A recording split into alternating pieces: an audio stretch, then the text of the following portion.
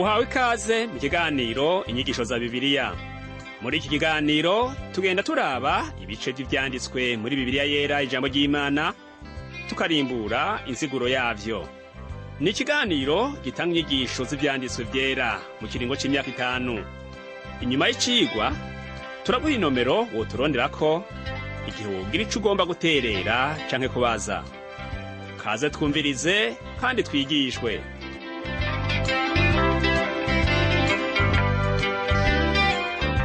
Nshuti nawe mugenzi uri kurumviriza kino cigwa c'inyigisho za Bibiliya, ndakuramukije amahoro y'Umwami wacu Yesu Kristo abane nawe. Uri kumwe kandi na Pastor Samuel Nsabimbona ndakigushikiriza. Mu cigwa giheruka twarabiye hamwe ibitangaza Yesu yakoze n'izindi nyigisho yatanze mu gihugu c'Abisirayeli, ariko rero ntibamwemera ko ari umwami. Uwu munsi tuza kuraba impari zari hagati ya Yesu n'abarongozi b'amadini ku bijanye n'isabato. Nk'uko twagiye turabibona muri iki gitabu, Matayo ntatubwira ivy'amamuko y'ubugingo bwa Yesu. Matayo kandi ntiyanditse mu rukurikirane ivyo Yesu yagenda akora.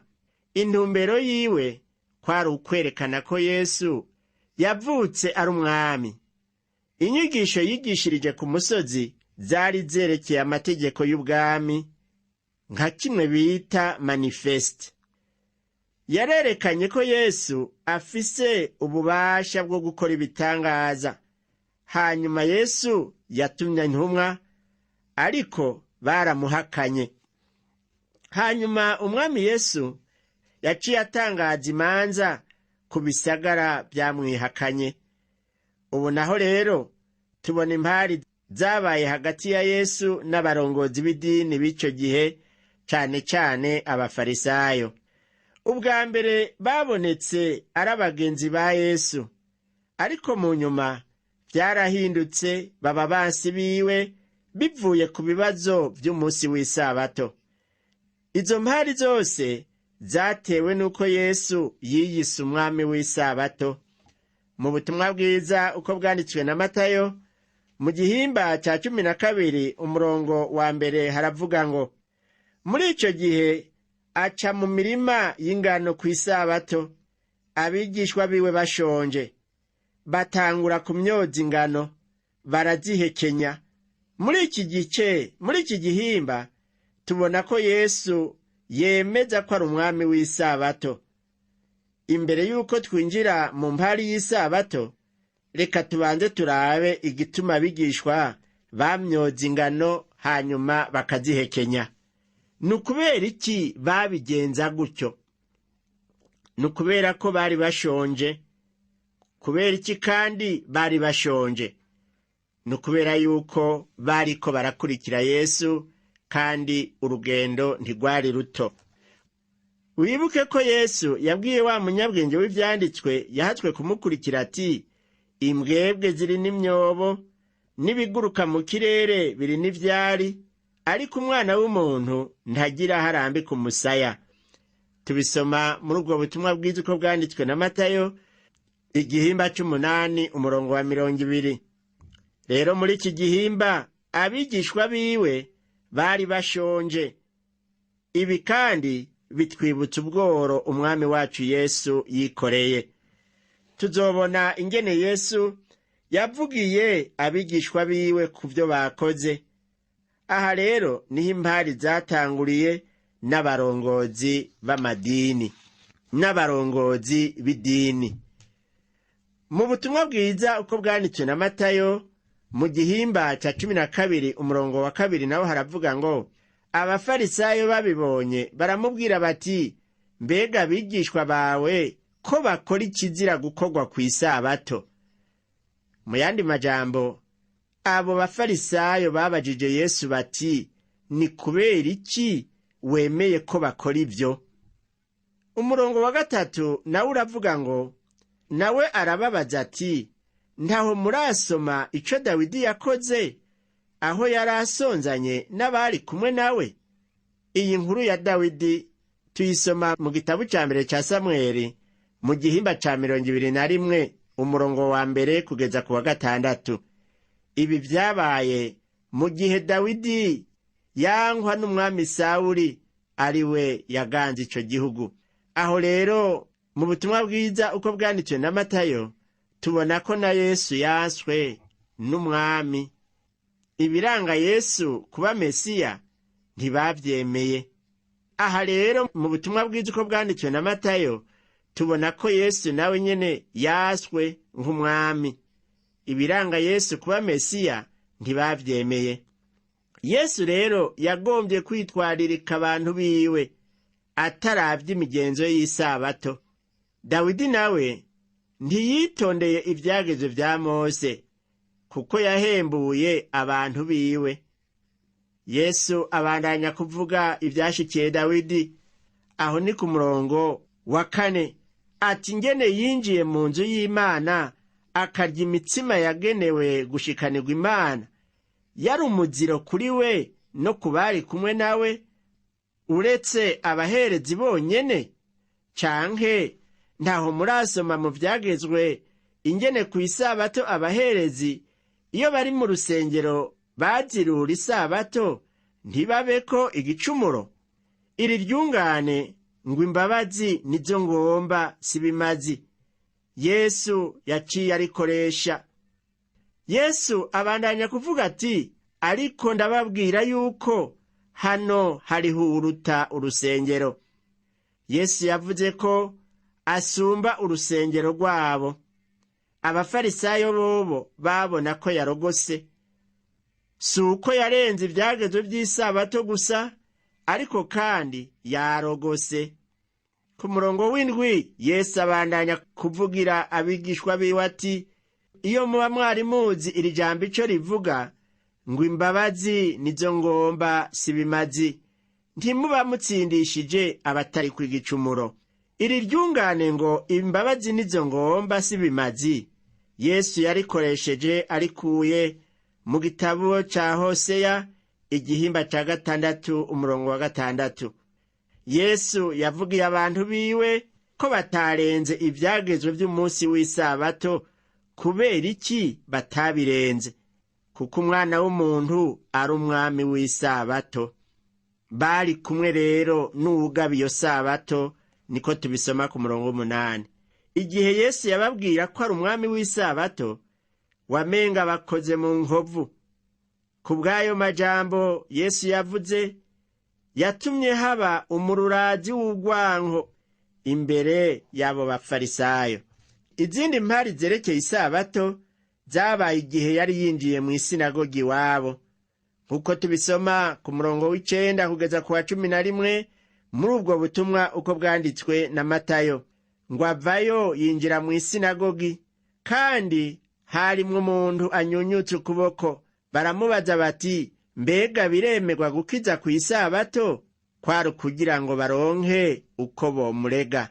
Arabishura ati, ninde muri mwebwe yoba afise intama imwe ikagwa mu cobo ku isabato ntayifate ngo ayikureyo? Umuntu yokwibaza ati, mbega uwo muntu anyunyutse ukuboko yoba yari yazanywe n'abafarisayo ngo barabe ko Yesu boronka aho bamufatira? Agasangwa ari ivyo, hari ibintu bibiri vy'ingirakamaro abasi ba Yesu bemeye. Kubahiriza isabato nk'uko abanyabwenge b'ivyanditswe babivuga wari umuzigo ku bantu. Ico ni ca mbere. Icigwa dukura muri iyo nkuru y'uwo yaranyunyutse ukuboko nuko umuntu yemerewe gukora iciza. N'igitangaza kubona iciza Yesu akoze catumye abafarisayo baja inama yo kumwica, kandi Yesu ari umutangabugingo. Nk'uko vyari vyarahanuwe, igikorwa ca Yesu caje kigana abo nyene ba nyarucari. Yesu ntiyigeze abacengera ngo abaje kure. Bavuze ngo ararogose, ariko we yaragororotse. Niwe rukundo n'ivyizigiro, nk'uko Yesaya yabivugishijwe. None ivyo vyose bifise ingaruka ki ku bugingo bwa twebwe, nshuti yanje? Icambere nuko abo bantu bemeye ko Yesu afise ububasha bwo gukiza nk'uko twagiye turabibona. Ikindi, abansi biwe ntibigeze bashira akabaza ku bubasha bwiwe bwo gukora ibitangaza. Abafarisayo baremeye rwose ko afise ububasha bwo gukiza abagwaye, nico gituma bamuzaniye umuntu anyunyutse ukuboko ngo amukize. Ikigira gatatu ni uko bemeye ko igihe uwo muntu yasigwa mu nzira ya Yesu aja gucamwo, yamuteye akagongwe aca aramukiza naho hari kw'isabato. Ikibazo c'uko ashobora gukiza kw'isabato kwari kugira ngo bamufate, ariko na Yesu yarabafashe. Umurongo wa 12 haravuga ngo, mbega none umuntu ntaruta intama cane? None rero biremerwa gukora ibyiza kw'isabato.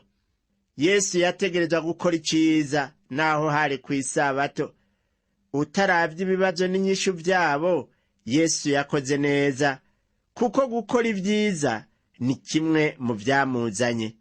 Umurongo wa 13 nawo turabona ngo, Yesu abwira uwo muntu ati, gorora uko kuboko kwawe. Arakugorora kurakira, gukomera nk'ukundi. Imana ishimwe. Ngiki gikorwa gikomeye Yesu yakoze imbere ya babandi. Yesu rero yakijije uwo muntu ku musi w'isabato. Mbega yararenze ivyagezwe? Inyishu yawe nshuti yanje yoba ari iyihe? Inyishu yanje nuko atarenze ivyagezwe. Umwami Yesu ahejeje gukiza uwo muntu, abafarisayo baciye basohoka bamugira inama ngo babone ingene bomwica, niko tubisoma ku murongo wa 14. Abafarisayo baguma bagomba ko Yesu aba umugenzi wabo, nico gituma bifuza kujana nawe, ariko umwami Yesu nawe yaciye yanka, baca bahinduka basibiwe. Kuva ico gihe batanguye kumuhama, mbere bashatse kumufata uwo munsi nyene, ariko batinya abantu. Ariko Yesu amenye ko bagiye ngo bamufate, arahava. Benshi baramukurikira, abakiza bose. Uravye ku murongo wa 15 uca ubibona. Kubera ivyo abafarisayo bagira bakore, vyatumye Yesu abavamwo ngo ntibamufate, kuko igihe ciwe nticari bwagere. Ntibashobora kumufata igihe yagenewe kitarashika. Hari ikintu gitangaje, Yesu ntiyakijije abantu bakeya, ariko ngo yakijije bose. Haleluya! Naho vyari bimeze gutyo, abasi biwe bagumye bamukurikira, bamwagiriza ko yarogose. Urashobora nshuti yanje kuba umwasi wiwe canke umugenzi wiwe. Niwaba umugenzi wiwe, nawe araba umukiza wawe. Ariko naho niwaba umwasi wiwe, ukanka kwemera kumwizera, nawe ntakwemerera yuko woguma aguhamagara ngo agukize. Muri iki gihe Yesu yarabandanije gukiza abandi benshi, maze arabihaniza ngo ntibagende baramwandagaza, ntibagende baramukwiragiza mu mpande nyinshi, kuko hari ico yagomba ko kubanza kuba. Yesu ntiyaje kw'isi nk'umukozi w'ibitangaza, oya, ariko yaje kwerekana ibimuranga nka Mesiya. Igihe bamwanka, yagumye akora ibikorwa vyiwe bimujana ku musaraba ngo abe umukiza w'isi yose. Ku murongo wa 17 kugeza ku wa 20 haravuga ngo, kugira ngo ivyavuzwe n'uwavugishwa n'Imana Yesaya bishike, ngo nguwo umushumba wanje natoranije, nkunda, ahimbara umutima wanje. Nzoshira mpwemu wanje kuri we, azomenyesha amahanga ubutungane bwanje. Ntazoharira, ntazoyogora, kandi ntawe uzokumva ijwi ryiwe mu nzira. Ntazohohosha irenga rivunitse, n'urumuri ruyengera ntazoruzimya, gushitsa ashikanye ubutungane ku ntsinzi. Ibi ni ibikorwa bidasanzwe Yesu yarahamagariwe gukora. Ku murongo wa 21 havuga ngo, kandi izina ryiwe niryo amahanga azokwizigira. Yesu yakoze ibidasanzwe kandi niwe wo kwizigirwa, nshuti yanje. Kristo yanswe n'abantu biwe b'Abisirayeli, ivyo bikaba vyatumye ubuntu bwiwe bushika ku banyamahanga. Nico gituma mu gitabo c'ivyakozwe n'intumwa Pawulo aja kuvuga ubutumwa bwiza mu banyamahanga, kubahumura amaso kugira ngo bahindukire bave mu mwijima baje mu muco, bave mu bubasha bwa Satani baje ku Mana, bate ko baharirwa ivyaha vyabo, baraganwe ubugingo n'abejejwe mu kwizera. Ubu naho rero turabe icaha kidaharirwa icarico, nk'uko tubiraba ku murongo wa 22 n'uwa 23 baravuga ngo, maze bamuzanira impumyi y'ikiragi yinjiwemwo na dayimoni arayikiza. Ico kiragi kiravuga kirahumuka. Ishengero ryose rirumigwa riti, mbega uwu yoba wa mwana wa Dawidi? Mu yandi majambo bavuga bati, mbega uwu niwe Mesiya wacu? Yari afise ibimuranga. Iki ni igitangaza yakoze gikomeye, nka kurya yazuye abapfuye. Ibitangaza yaguma akora vyo gukiza abagwaye no gusenda abadayimoni vyatumye abantu batahura ko Yesu ari umwana wa Dawidi, ari we Mesiya. Ariko abafarisayo bo bavuga ngo iki? Abafarisayo bavyumvise baravuga bati, ubu ntashobozwa n'ikindi gusenda abadayimoni atari Beyezebuli, umukuru w'abadayimoni. Uko niko tubisoma ku murongo wa 24. Iki ni icaha kidaharirwa. Kurikira neza imirongo ikurikira wumve ingene ivuga. Umurongo wa 25 haravuga ngo, amenye ivyo biyumvira arababwira ati, ubwami bwose iyo bwitandukanije ubwabwo burahona. Igisagara cose n'umuryango wose iyo vyitandukanije ntibirama.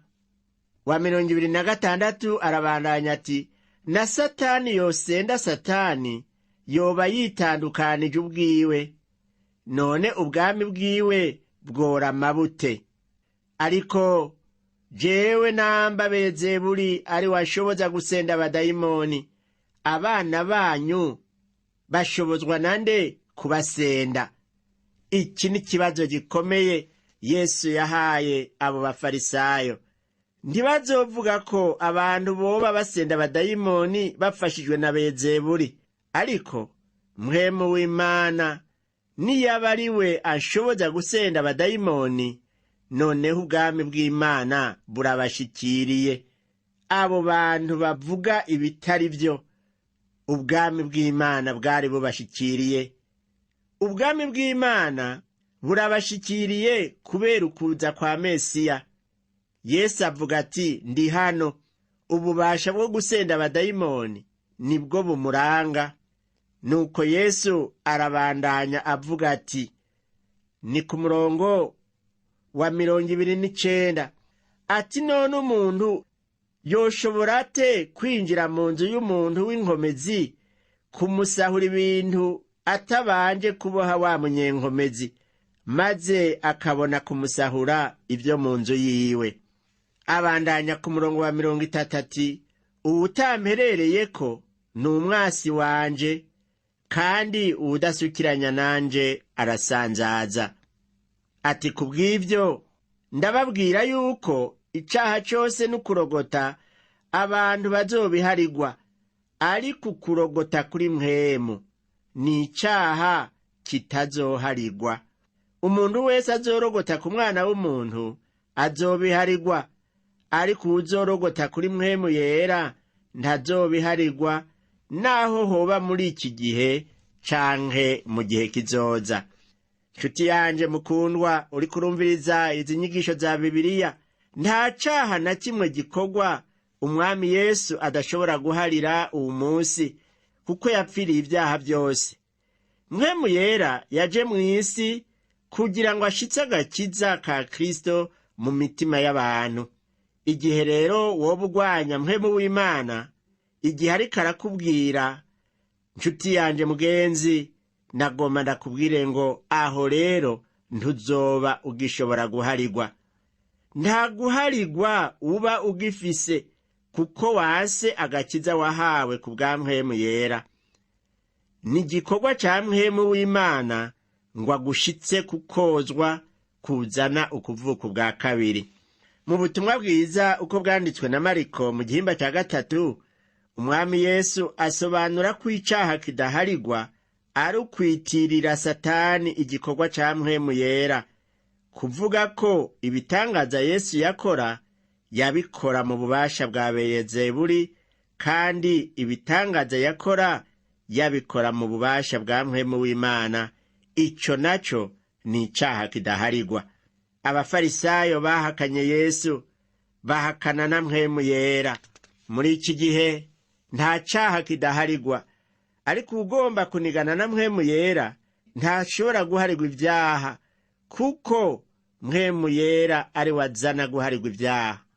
Ni nka kurya umuntu yoba agwaye ari mu gupfa, hanyuma muganga akamubwira ko hari imiti yo kumukiza, maze uwo mugwayi akanka iyo miti. Uwo muntu arapfa nta kabuza.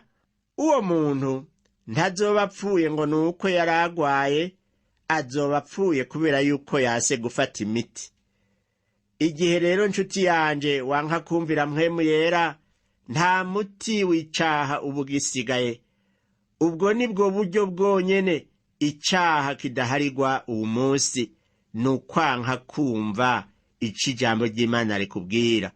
Ivyo birangiye, Yesu yaciye abarira abafarisayo ati, mwabana b'inzoka mwe, mwoshobora mute kuvuga ivyiza muri babi? Ibibogaboga mu mutima nivyo akanwa kavuga. Aha ni ku murongo wa 34. Na Yohana umubatizi yabise abana b'inzoka. Yesu Kristo na Yohana umubatizi bari bazi biri mu mitima y'abo bantu. Ku murongo wa 35 Yesu abandanya avuga ati, umunyangeso nziza akura ivyiza mu itunga ryiwe ryiza, umunyangeso mbi akura ibibi mu itunga ryiwe ribi. Hano rero Yesu agomba kuvuga ko ibiri mu mutima wawe nshuti yanje ari byo bizova mu kanwa kawe. Abafarisayo bagiriza Yesu bitari byo, ivyo vyerekanye yuko bamuhakanye. Ukurogota rero kuri mpwemu yera, turabona yuko iyo umuntu yitirira ibikorwa vy'Imana abadayimoni, ari byo abafarisayo bakoze. Abafarisayo ntibakoze ico caha rimwe canke kabiri gusa, yari indwara yabo. Mbere bari barayigize ikibafasha kutemera ubutumwa bwiza no kubugwanya. Intambara iri hagati y'umuco n'umwijima isunikwa na Satani, ihuma amaso y'abantu. Ikibi bakacita iciza, iciza bakacita ikibi. Ivyo nivyo dusoma mu mirongo ya 24 kugeza 30. Icaha co kurogota kuri mpwemu yera ntigishobora guharigwa nshuti yanje. Tumenye yuko umuntu Imana itazomubaza ivyo atamenye, ariko izomubaza ivyo yirengagije kandi abizi. Abantu bama bumva ubutumwa bwiza bakabufata nk'ikintu kidafise akamaro, bakabwirengagiza. Bamwe baranatinyuka nyene nk'abafarisayo, bakavuga canke bagakora ivyo bigombera imbere y'Imana. Murongo wa 36 n'uwa 37 niho dusubira tukabona ivyo Yesu yababwiye ngo, kandi ndababwira yuko ijambo ryose risunitswe n'impwemu abantu bavuga bazoribazwa ku munsi w'imanza. Amajambo yawe niyo azotuma utsinda, canke amajambo yawe niyo azotuma utsindwa. Ewe nshuti yanje uri kurumviriza zino nyigisho za Bibiliya, suzuma amajambo yawe. Uzotsindwa n'urubanza, kuko uzoba uvuga ikiri mu mutima wawe. Nicaba ari ico kugukiza uzokira, ariko nicaba ari ico kukwicisha uzopfa nta kabuza. ariko nagomba ndakugira inama, hariho uburyo bwo gukira. Izera umwami Yesu. Nta kiruta kuba umwana w'Imana nshuti yanje. Ukwizera gutangurira ku kurondera ibitangaza n'ibimenyetso. Uko siko kwizera nyakuri. Abakuru b'idini bafashe ibimenyetso babonye kuri Yesu babishira kuri Beyezebuli, umukuru w'abadayimoni. None kubera iki babandanya gusaba ikindi kimenyetso? Ku bantu b'Ininewe Yona cari ikimenyetso.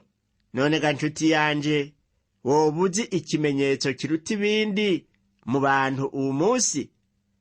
Mbega duhejeje gusoma ijambo ry'Imana no kubona ibitangaza n'ibimenyetso vyakozwe mu bihe bitandukanye. Twogereranya dute no guharirwa kwacu na hacu kwiyumvira? Nshuti yanje, wibaze. Imana iguhaye akaryo ko kuba umwana wayo, uharigwe ibyaha vyawe kuko uvyihanye, ariko ntukore ikizira co kwanka kumva ico Imana ikubwira. N'uyu munsi rero mukunzi wanje, ukwiye gufata iyo ngingo yo kwemerera Yesu akinjira mu bugingo bwawe. Reka dusenge. Mwami Imana yacu, turawukengurukiye cyane ko watanze Yesu Kristo kugira ngo aduhishurire ibanga ry'agakiza. Ndagukengurukiye kuri umuntu yariko arakurikirana kino cigwa, yumva nawe agomba kumvira mpwemu yera, atagomba kumurogotako. Yemeye ko ari umunyabyaha, kandi ko Yesu yazanywe mu isi no gukiza abanyabyaha, kandi umuntu yumva agomba kuva mu byaha. Umuharire Mana, mukure mu bo gutsindwa n'urubanza, umushire mu bana bawe. Ndabisabye mu izina rya Yesu Kristo umwami wacu, amen. Icigwa cacu co kuri uno munsi igarukiye aha, naho ubutaha. Umwami wacu Yesu Kristo aguhezagire.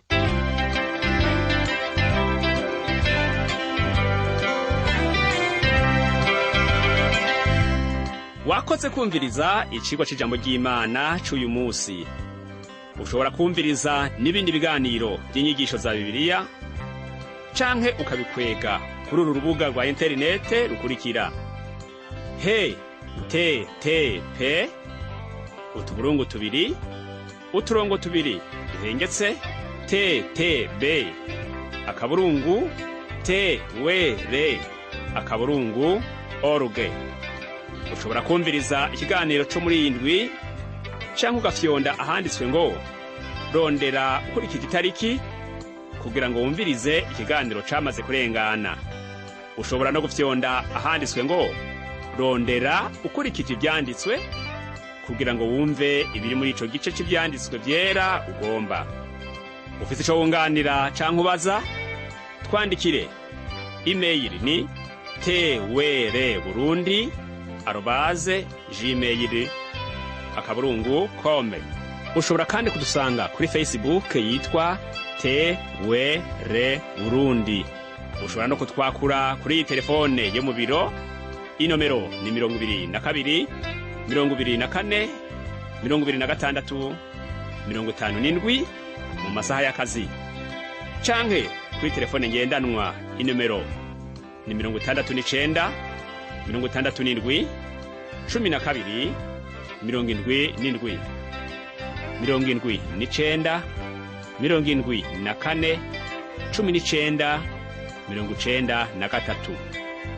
Udusanga kandi kuri WhatsApp, nimero ni 79 38 71 99. Yesu aguhezagire.